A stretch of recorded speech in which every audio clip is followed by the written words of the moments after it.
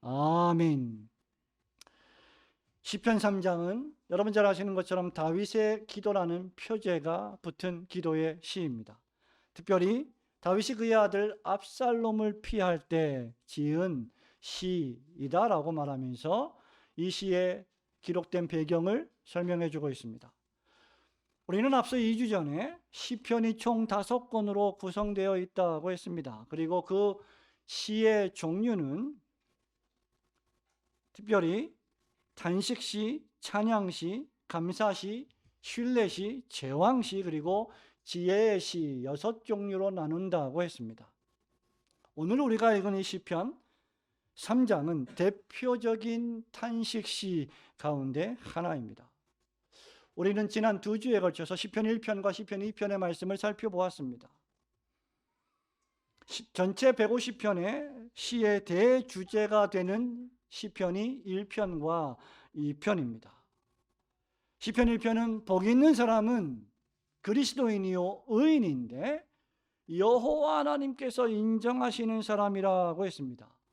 시편 2편은 하나님께서 기름 부으시는 이 세상의 왕으로 보내신 예수 그리스도에게 입맞추고 경의를 표해야 이 세상에 살아가는 수많은 사람들의 인생에 참된 소망이 있음을 교훈한 바 있습니다.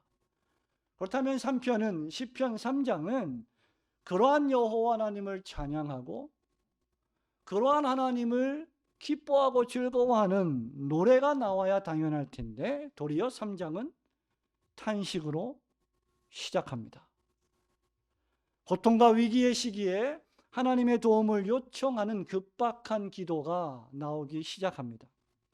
성도 여러분, 실로 하나님께서는 온 세상을 통치하십니다. 그렇다고 하나님을 믿는 성도가 항상 꽃길만 걷는 것은 아닙니다. 이유는 성도가 아직 죄와 악으로 관영한 이 세상에 살아가고 있기 때문입니다.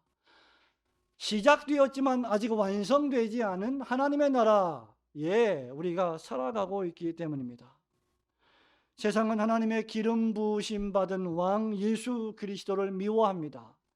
우리 예수님께서 요한복음에서 잘 말씀하셨던 것처럼 뿐만 아니라 세상은 그리스도 예수를 사랑하고 아끼고 그리스도 예수께 경배를 드리는 모든 교회와 성도들도 미워합니다. 그렇기 때문에 성도가 이 세상을 살아갈 때 고난이 있고 핍박이 있고 어려움이 있는 것은 매우 당연합니다.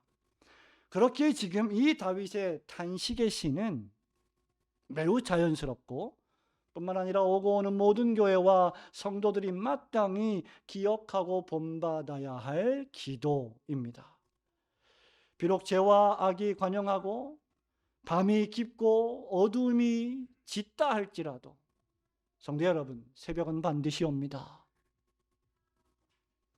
여러분의 삶에 칠흑같이 어두운 순간들이 있다 할지라도 새벽은 가까이 올 것이며 죄와 악이 그치고 하나님의 아들인 예수 그리스도께서 다시 재림하실 날도 가까워 올 것입니다.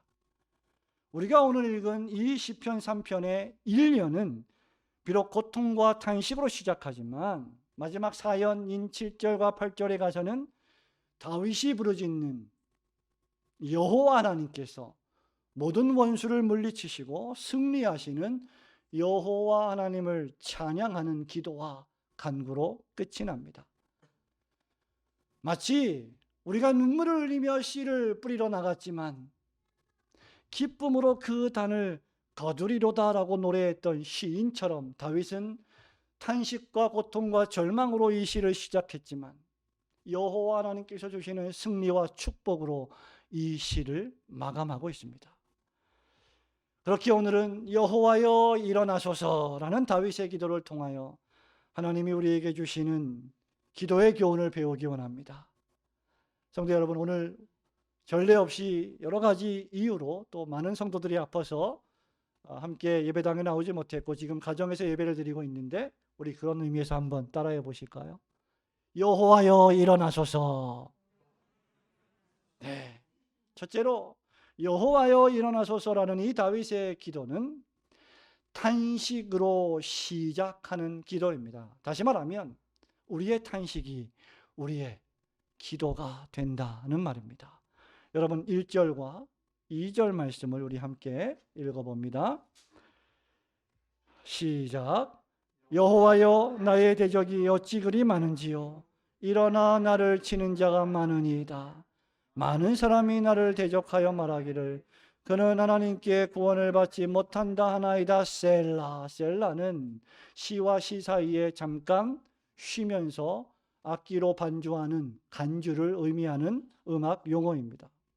성도 여러분, 여러분은 지금까지 인생을 살아오시면서 가장 괴롭고 고통스러웠던 시간들이 혹시 있으셨습니까? 많은 고통과 어려움의 순간들이 있었겠지만 그 가운데서도 내 인생에서 참혹할 만큼, 다시는 기억하고 싶지 않을 만큼 고통스러웠던 순간들을 한번 떠올려 보시기 바랍니다. 인생에서 없었으면 좋았을 뻔한 시간들 말입니다. 여러분이 잘못한 일이 없는데도 사람들이 여러분을 모함하고 여러분을 속이고 여러분을 공격한 적은 혹시 없었습니까? 여러분을 지지하고 응원하는 사람은 단 한 사람도 없는 듯한 시간들 말입니다. 혹시 그런 경험이 있을지 모르겠는데 매일매일 사는 것이 견디기 힘든 지옥과 같은 시간들을 혹시 경험해 본 적이 있으십니까? 교회를 가는데도 교회를 향하여 발걸음을 옮기는 시간조차 지옥같이 느껴지는 그런 시간들 혹시 여러분 없으셨습니까? 지금 다윗이 처한 상황이 바로 정확히 이러했습니다. 이 시편의 배경은 사무엘하 15장에서부터 19장까지입니다. 시편 3편은 이스라엘의 통일 왕국의 멋진 왕이었던 다윗 왕이 그의 아들 압살롬의 반역과 음모를 피하여 궁을 떠나 피신했을 때 지은 시입니다. 1절에서 다윗은 자신의 대적자들이 점점 늘어나고 있음을 토로하며 하나님께 탄식하기 시작합니다. 여러분 1절과 2절에서 많다는 표현이 무려 3번이나 반복되어 있습니다. 여호와여, 나의 대적이 어찌 그리 많은지요. 나를 치는 자가 많으니이다. 많은 사람이 나를 대적하고 있습니다. 많은 대적들이 일어나 일제히 자신을 공격하고 죽이려 하고 있다고 토로했습니다. 수많은 이스라엘 사람들과 군병들이 의로운 왕 다윗을 배신하고 배반하고 두 마음을 품고 압살롬 편을 들면서 압살롬의 음모와 반역에 가담하기 시작했습니다. 이를 가리켜 사무엘하 15장 6절은 이렇게 기록합니다. 이스라엘 사람의 마음을 압살롬이 훔치니라.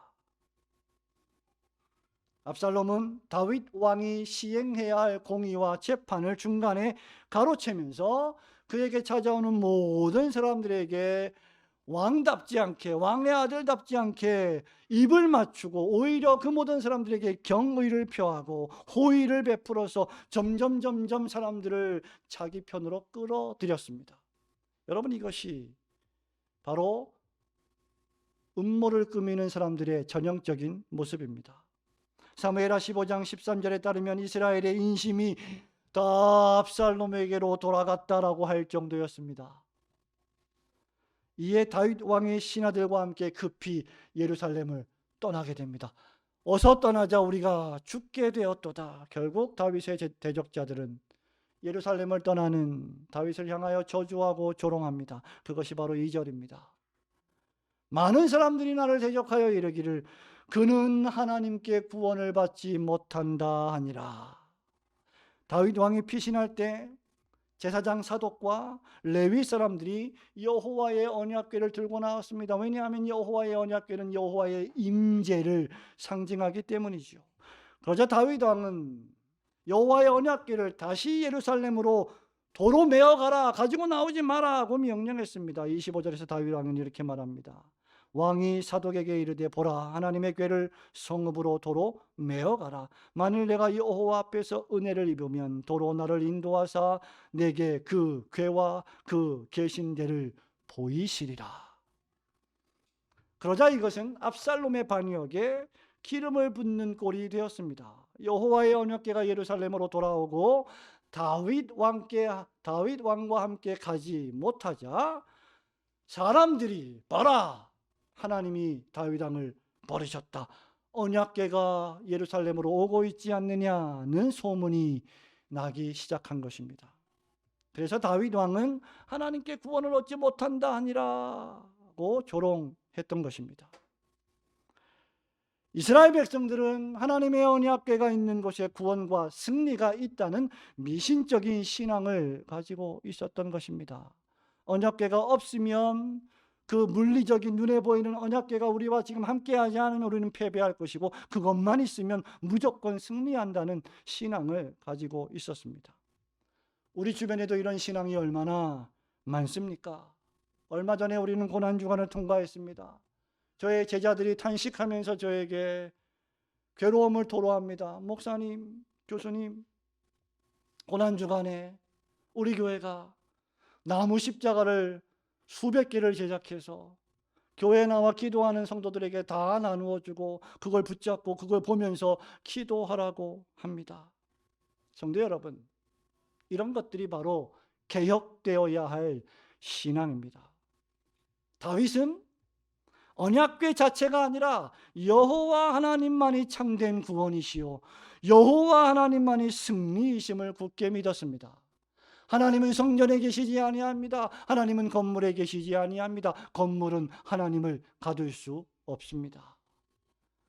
그럼에도 불구하고 현재 다윗이 처한 현실은 고통스럽기 그지없었습니다. 다윗의 대적자들이 많았고 일어나 그를 치는 자가 많았고 수많은 사람들이 수군수군대며 험담을 하고 뒷담화를 하고 다윗을 조롱했습니다. 심지어 사울 왕의 후손인 종 노예 시므이가 다윗 왕을 저주했습니다. 사무엘하 16장 7절과 8절입니다.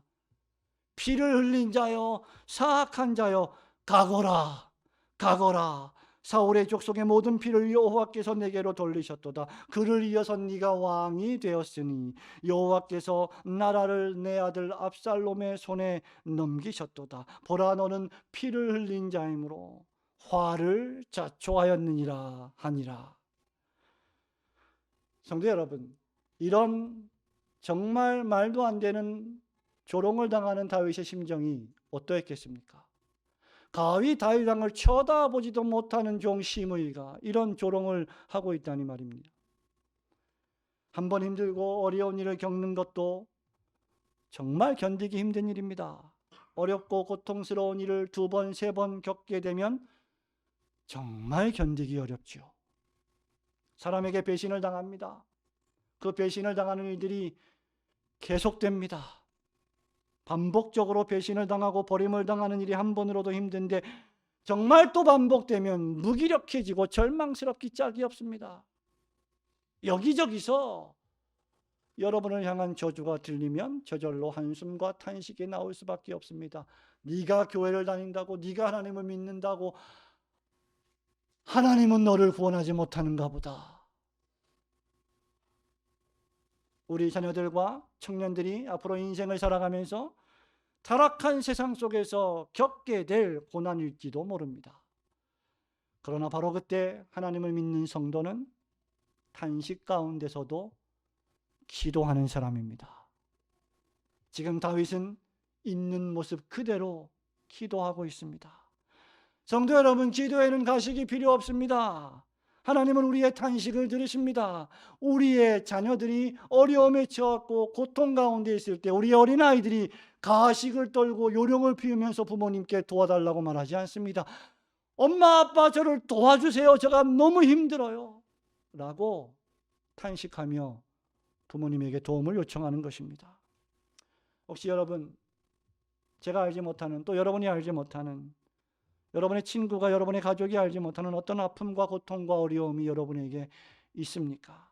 다윗 왕과 완전히 동일하지는 않겠지만 성도들에게도 현실적인 고난이 있고 아픔이 있습니다. 개인적인 아픔일 수도 있고 질병 가운데 당하는 아픔일 수도 있고 가정의 문제일 수도 있겠지요. 사업적인 상황일 수도 있습니다. 재정적인 악화일 수도 있습니다. 세상에서 믿음을 지키며 살아가는 것이 너무나 힘든 문제일 수도 있습니다. 주일날 오전에 아침에 일찍 일어나 교회에 나오는 것이 너무나 힘든 문제일 수도 있습니다. 바로 그 고난과 아픔을 그대로 하나님께 탄식하며 토로하는 것 자체가 기도입니다. 하나님은 여러분의 가장 작은 신음에도 응답하십니다. 고통스러운 부르짖음을 들으시는 분이십니다. 사람은 사람의 마음을 모르지만 하나님은 여러분의 중심을 알고 계십니다. 우리 하나님은 그래서 구하는 자에게 응답해 주시는 자비로우신 하나님이십니다. 사람들은 구원을 받지 못한다. 조롱하지만 네가 하나님을 믿으면 네 꼬라지가 왜 그러냐라고 말하지만 네 가족에 왜 질병이 생기냐, 사업에 어려움이 생기냐 조롱하지만 탄식 가운데서도 기도하는 성도는 8절 말씀처럼 구원은 여호와께 있사오니 라고 고백하며 하나님의 구원을 기대하며 기도합니다. 그러므로 현실이 고통스럽고 괴로울 때 여러분 그것을 도우실 수 있는 하나님 앞에 탄식 가운데 있는 그대로 고함으로 여호와 하나님의 구원을 기대하시는 성도들이 되시기를 주님의 이름으로 축원합니다. 두 번째로 여호와여 일어나소서라는 다윗의 기도는 자신을 보호하는 방패가 되시는 하나님에 대한 믿음과 확신으로 진행하는 기도입니다. 여호와여 일어나소서, 이 기도는 믿음과 신뢰와 확신. 3절과 4절 말씀을 함께 읽어봅니다. 시작. 여호와여 주는 나의 방패시요 나의 영광이시요 나의 머리를 드시는 자이시니이다. 내가 나의 목소리로 여호와께 부르짖으니 그의 성산에서 응답하시는도다. 셀라. 아멘. 1절과 2절에서 탄식으로 시작했던 다윗은 3절에서요 완전히 다른 어조로 노래합니다. 여호와여 나의 대적이 어찌 그리 많은지요. 나를 치는 자가 너무나 많습니다. 사람들이요 나는 하나님께 도움을 얻지 못한다고 합니다. 고개를 숙이며 눈물을 흘리며 고통스럽게 기도합니다. 그런데 바로 그때 3절에서 여호와여 주는 나의 방패시오라고 다윗은 기도합니다. 히브리어 언어인 워아타라고 하는 여호와여 이 단어 안에 워아타라고 하는 이 말은 그러나 당신은 예 뜻입니다. 그러나 여호와는 이라는 뜻입니다. 지금 내가 고통을 당하고 있고 어려움을 당하고 있고 마치 경기에서 지고 있는 것처럼 곤란을 당하고 있지만 역전될 것이고 이길 것이라고 하는 소망의 기도입니다. 수많은 사람들이 다윗이 하나님께 구원을 받지 못한다고 조롱하지만 다윗은 이렇게 노래하는 것입니다. 그러나 여호와 당신께서는 나의 방패이십니다. 한번 따라 하시기 바랍니다. 여호와 하나님은 나의 방패이십니다. 그렇게 믿으시기를 주님의 이름으로 축원합니다. 수많은 대적의 살기등등한 위협에도 불구하고 하나님께서 지키시고 보호하실 것에 대한 확고한 다윗의 믿음과 확신입니다. 구약 성경에서 여호와 하나님과 하나님이 세우신 왕들은 하나님의 백성들의 방패로 불렸습니다. 가깝게는 시편 7편 10절입니다. 나의 방패는 마음이 정직한 자를 구원하시는 하나님께 있도다. 멀게는 시편 119편 114절입니다. 주는 나의 은신처요 나의 방패시라. 내가 주의 말씀을 바라나이다. 사도 바울은 에베소서 6장 16절에서 모든 것 위에 믿음의 방패를 가지고 이로써 능한 악한 자의 불화살을 소멸하고 라고 했습니다. 믿음의 방패란 하나님과 하나님께서 우리를 위하여 준비하신 예수 그리스도의 의이십니다. 예수님을 믿음으로 말미암아 죄를 용서받고 의를 수여받아 의인이 되어 하나님의 자녀가 된 그리스도인들은 이 믿음의 방패를 소유하게 되는 것입니다. 구약신약의 대가인 윌리엄 반게메렌 교수가 계십니다. 이 5절과 6절을 해설하면서 이렇게 말합니다. 주로 말하자면 나의 방패이시기에, 3절과 4절을 해설하면서 주로 말하자면 나의 방패이시기에, 나로 말하자면 대적들의 포위 속에서도 평안히 잘 수 있다는 것을 강조하는 표현입니다. 다윗은 자신의 방패가 되시는 여호와 하나님께서 자신의 영광이시요 자신의 머리를 드시는 분이심을 고백합니다. 영광스러운 모습을 상실하고 예루살렘을 떠날 때 고개를 푹 숙이며 수치스럽게 사람들의 조롱을 받으며 떠나는 그 다윗의 영광을 회복시켜 주시고 그 다윗 왕의 얼굴을 다시 높이 들게 해주시는 분이 여호와 하나님이십니다. 비록 다윗은 여호와의 언약궤를 예루살렘으로 돌려보냈고 현재 자신에게 법궤가 없지만, 다윗은 진정한 하나님의 구원과 승리를 법궤의 유무가 아니라, 성경책을 갖고 다니는 유무가 아니라, 종교적인 생활의 유무가 아니라 하나님을 향한 온전한 믿음과 기도에 있음을 깨달았습니다. 그렇게 다윗은 여호와께 부르짖었고 여호와 하나님의 성산인 시온산에서 응답하셨습니다.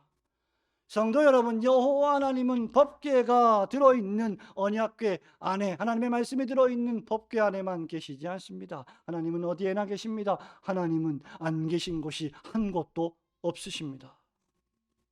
그러므로 하나님은 여러분이 어디에서 기도하든 그 기도를 들으시는 분이십니다. 바벨론의 포로로 끌려간 다니엘은 예루살렘 성전을 향하여 기도했습니다. 동쪽을 향하여 기도했습니다. 창을 열고 기도했습니다. 하나님은 그 기도를 물론 들으시고 응답하셨습니다. 그러나 오늘날 신약의 성도들은 동쪽을 향하여 기도할 필요가 없습니다. 성령께서 여러분의 심령에 거처를 정하시고 살고 계시기 때문입니다. 이슬람 교도들이 그렇게 하는 것처럼 메카를 향하여 기도할 필요가 없습니다. 어디서 기도하든 그 기도가 참되고 진실하면 하나님은 여러분의 탄식을 들으시고 응답하실 것입니다. 신약의 성도들은 새 언약하에 믿음을 가지고 하나님의 아들이신 주 예수 그리스도의 이름으로 하나님 아버지께 기도합니다. 성령님은 그 기도를 도우십니다. 말할 수 없는 탄식으로 우리를 위하여 기도하십니다. 우리는 이제 예수 그리스도의 피를 힘입어 하나님의 은혜의 보좌에 기도로 담대히 나아가게 되었습니다. 여러분, 바로 이것 때문에 우리가 사는 겁니다. 바로 이것 때문에 목사가 목회할 수 있는 것입니다. 많은 어려움과 곤란에도 불구하고 바로 이것 때문에 장로와 집사와 권사가 교회를 봉사하고 섬길 수 있는 것입니다. 이렇게 기도하는 자에게 하나님은 확신과 안전과 보호를 주실 것이기 때문입니다. 바로 5절입니다. 여러분, 우리 5절과 6절 말씀을 함께 읽어볼까요? 시작. 내가 누고 자고 깨었으니 여호와께서 나를 붙드심이로다. 천만인이 나를 애워싸 친친다 하여도 나는 두려워하지 아니하리이다. 아멘. 다윗은 내가 누웠습니다. 내가 잠을 잡니다. 내가 다시 깨었습니다. 여호와께서 나를 붙드셨기 때문입니다. 여러분, 이 한 절이 얼마나 은혜가 되는 말씀입니까? 여러분, 한번 생각해 보십시오. 지금 치열한 전쟁터의 한가운데서 누가 자신을 암살할지도 모르는데 다윗이 누워 잤다고 했습니다. 여러분, 이게 가능한 일입니까? 한밤중에 적군의 공격은 가공할 만하고 아직 어둑할 때 새벽에 기습 공격은 무서운 일입니다. 지금 역사의 현장에서 지금 러시아와 우크라이나의 전쟁을 통하여 벌어지고 있는 일입니다. 그런데 다윗은 아무 걱정 없이 평안히 잠을 자고 있습니다. 하나님께서 사랑하시는 자에게 잠을 주시는도다는 말씀은 바로 이것을 의미하는 것입니다. 그것도 아주 숙면을 취했습니다. 멜라토닌을 먹을 필요가 없어요. 수면제를 먹을 필요가 없어요. 여호와 하나님께서 다윗을 붙들고 계셨기 때문입니다. 성도 여러분, 아히도벨은 사무엘하 17장 1절과 2절에서 자신에게 압살롬이 1만 2천 명을 주면 밤에 기습해서 다윗 왕을 죽여 당신 앞에 바치겠다라고 했습니다. 그러나 다윗은 6절에서 뭐라고 고백합니까? 1000만인이 나를 애워싼다 할지라도, 1000만인이 나를 애워 진친다 할지라도 나는 두려워하지 않으리이다.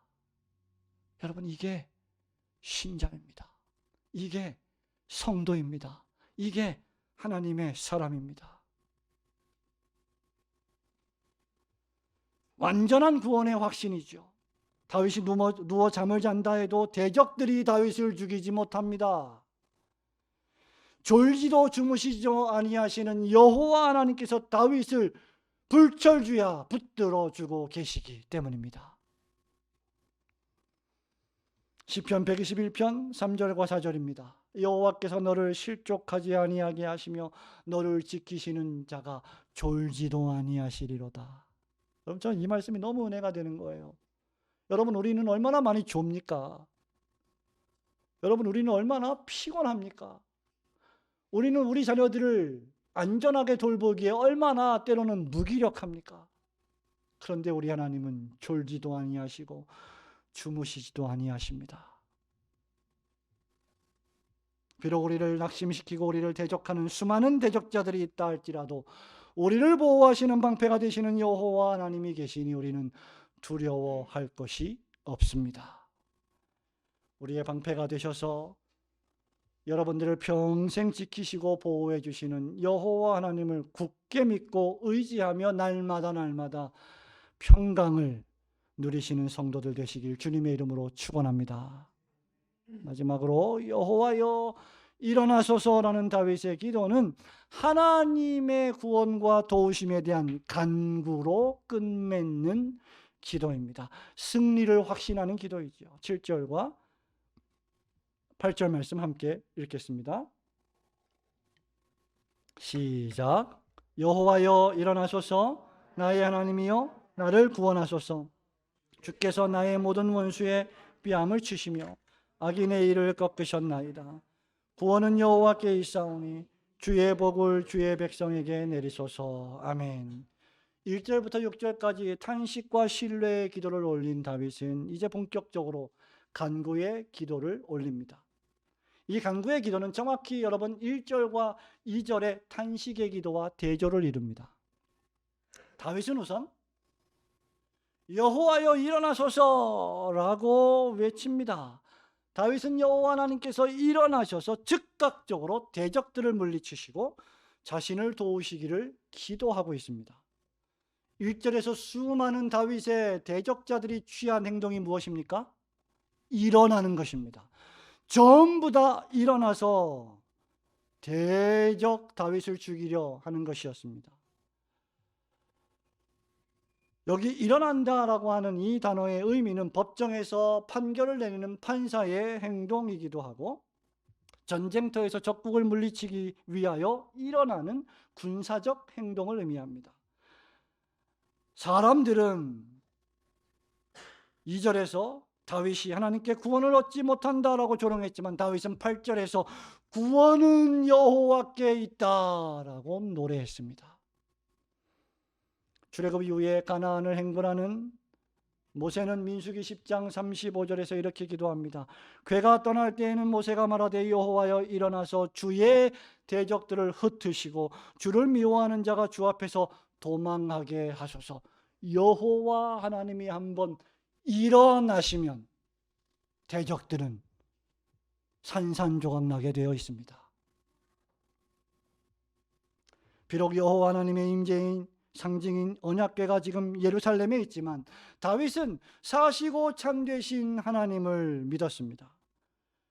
당시 엘리와 엘리의 아들들을 위시하여 이스라엘 백성들은 여호와의 언약궤에 대한 미신적인 믿음을 가지고 있었습니다. 말씀드린 바와 같이 언약궤만 있으면, 우리가 언약궤만 옆에 지키고 있으면 승리는 언제나 보장된 것이다 있다라고 생각했습니다. 우리가 교회만 다니면, 우리가 예배만 드리면, 우리가 성경만 읽으면 우리의 마음과는 아무 상관없이 우리는 구원받을 수 있다라고 생각하는 것과 똑같습니다. 그러나 구원과 승리는 언약궤의 유무가 아닙니다. 군사력이나 다윗의 지혜나 능력과 연륜에 좌우되는 것이 아닙니다. 우리의 종교 생활에 좌우되는 것이 아닙니다. 그것은 오직 여호와 하나님께만 있는 것입니다. 사람의 심장을 감찰하시는 하나님께만 구원이 있습니다. 그리고 우리는 이 하나님을 지금 상대하고 있습니다. 오직 여호와 하나님께서만 원수들의 뺨을 치시고 이를 꺾으실 것입니다. 여러분, 누군가의 뺨을 친다는 것은 승리를 의미합니다. 수치를 안겨주는 행동이지요. 다윗에게 수치를 안겨주었던 대적자들을 여호와 하나님께서 그대로 갚아 주실 것입니다. 시편 126편 6절에서 시인은 이렇게 노래합니다. 우리를 내주어 그들의 이에 씹히지 아니하게 하신 여호와를 찬송할지로다. 여기 이는 하나님의 백성들을 대적하고 파괴하려는 싸나운 악인들의 공격을 의미합니다. 더 크게는 사단 마귀와 그들의 졸개들의 공격을 의미합니다. 하나님은 바로 이에 씹히지 않게 성도들을 보호하시며 동시에 그 악인들의 일을 꺾으시는 분이십니다. 하나님의 교회와 성도들을 수치스럽게 하고 조롱했던 그들은 마침내 주님이 재림하시는 심판의 날 대패하고 도리어 수치를 당하게 될 것입니다. 그렇게 다윗은 하나님의 구원을 간구합니다. 구원은 오직 여호와께 있음을 잘 알고 있었기 때문입니다. 선지자 요나 역시 물고기 뱃속에서 이렇게 노래했습니다. 나는 감사하는 목소리로 주께 제사를 드리며 나의 서원을 주께 갚겠나이다. 구원은 여호와께 속하였나이다. 천만인이 다윗을 애워싼다 할지라도 우리 주 여호와 하나님 목소리 한 번만 바라면 천하의 모든 것이 망하게 될 것입니다. 1절과 2절에서 고통과 수치와 두려움 속에 있던 다윗의 상태가 7절과 8절에서 완전히 역전됩니다. 다윗은 자신의 개인적인 곤란과 수치로부터 회복을 넘어 이제 하나님의 백성과 나라의 형통을 간구하고 있습니다. 나를 보호하고 지키시는 하나님의 이 구원의 행동은 하나님이 세우신 왕의 백성들의 복이요 형통이 될 것이다라는 것을 그는 기억하고 있었습니다.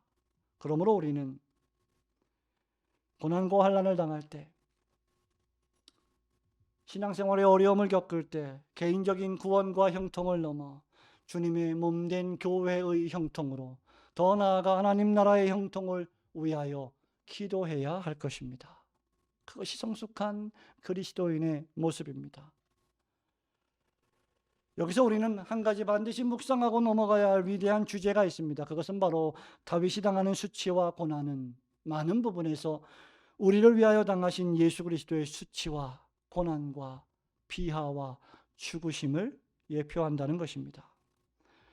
다윗의 영광과 권위의 회복은 예수 그리스도의 높아지심과 승리하심을 상징한다는 것입니다. 다윗이 한 모든 경험은 신약의 구세주로 오셔서 사시고 고난당하시고 십자가에 못 박혀 돌아가신 그리스도의 전 생애를 상징하고 있습니다. 예수님은 여러분을 위하여 세상에 오셨고 여러분을 살리기 위하여 고난을 당하셨고 여러분에게 생명을 주시기 위하여 십자가를 짊어지셨고 돌아가셨습니다. 악인들과 죄인들은 예수님을 십자가에 못 박으라고 외쳤습니다. 누가복음 24장 35절에서 관리들은 예수님이 남은 구원하였지만 정작 자신은 구원하지 못한다라고 조롱했습니다. 예수님은 이런 수치와 고난을 몸소 겪으시고 우리의 구원을 위하여 친히 낮아지셨고 십자가에서 우리를 위하여 돌아가셨습니다.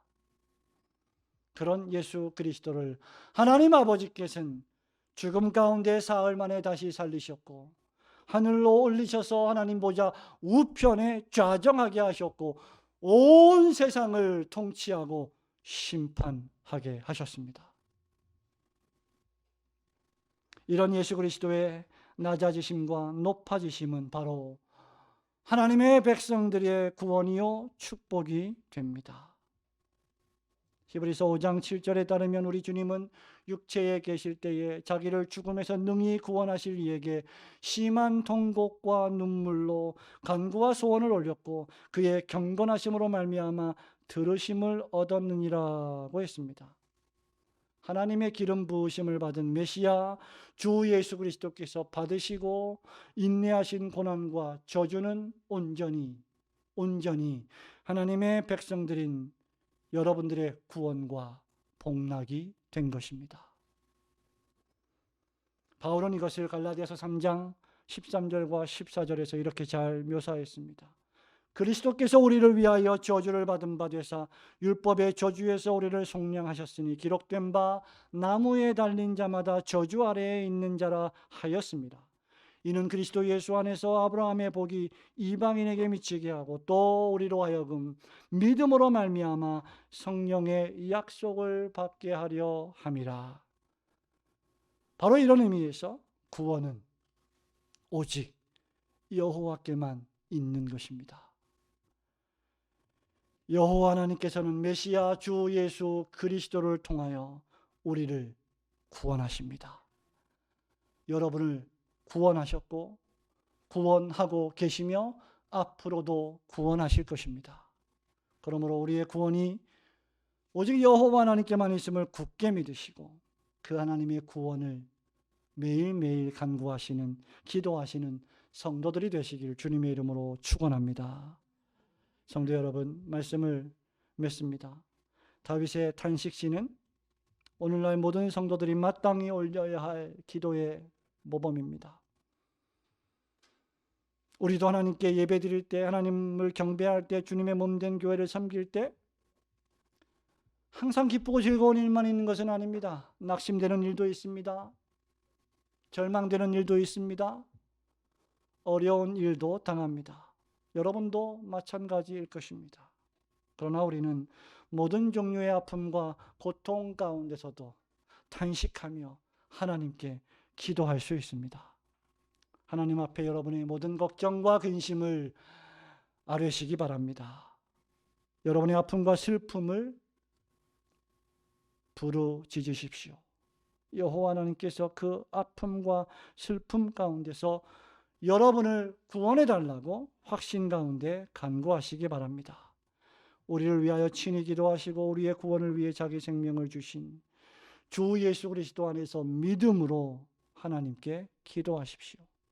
다윗과 함께 구원은 하나님께 있사오니 주의 복을 주의 백성에게 내리소서라고 간구하시기 바랍니다. 우리 여호와 하나님께서 여러분의 탄식을 들으시고 여러분의 믿음과 확신의 기도를 들으시며 구원과 참된 복락을 위한 간구에 참으로 신실하게 응답하여 주실 것입니다. 그러므로 여러분이 지금 수많은 대적에 둘러싸여 있다 하더라도 언제나 여러분을 지키시는 하나님을 의지하며 그 하나님께 기도하시는 성도들이 되시기를 주님의 이름으로 축원합니다. 아멘.